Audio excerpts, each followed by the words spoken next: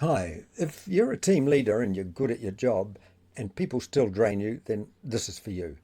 Hi, I'm John Fazandia and thanks for stopping by. I'm not talking about the big blow-ups, not the dramatic crises.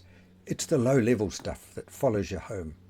The conversations you keep replaying in your head, the tone that was slightly off in the meeting, the team member who didn't say anything but you felt it. You finish the workday, you close your laptop, but the people, they kind of follow you home somehow.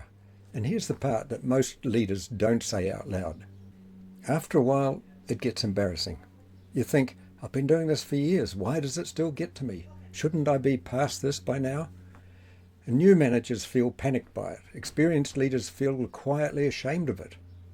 Because on paper, things are working. The business is running, you're competent, people trust you, and yet you're tired in a way that sleep doesn't fix.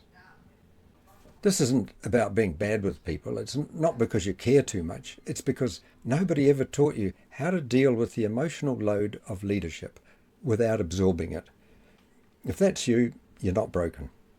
You're just sitting in a bottleneck that most leaders never get language for. So let's put language to it. Because once you can name it, you can see it clearly. This isn't incompetence. It's not weakness. It's not even a people problem.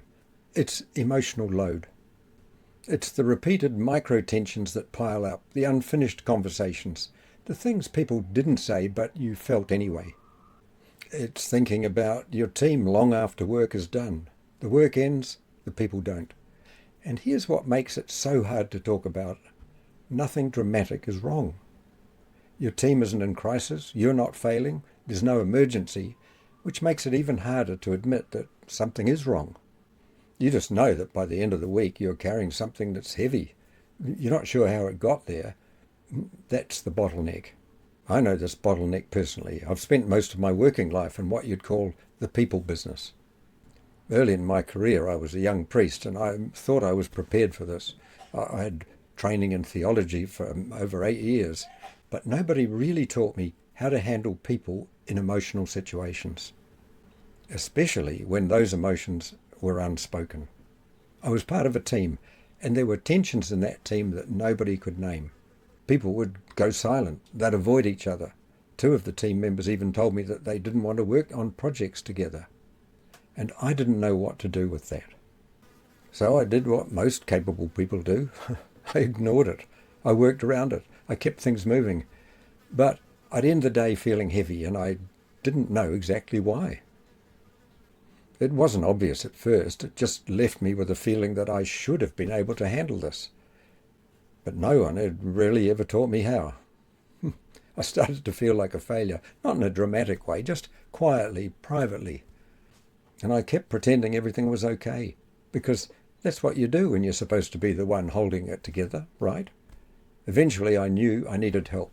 So I joined a group. It was full of people like me, people who worked with others and who were trying to learn how to manage conflict and tension without getting swallowed by it.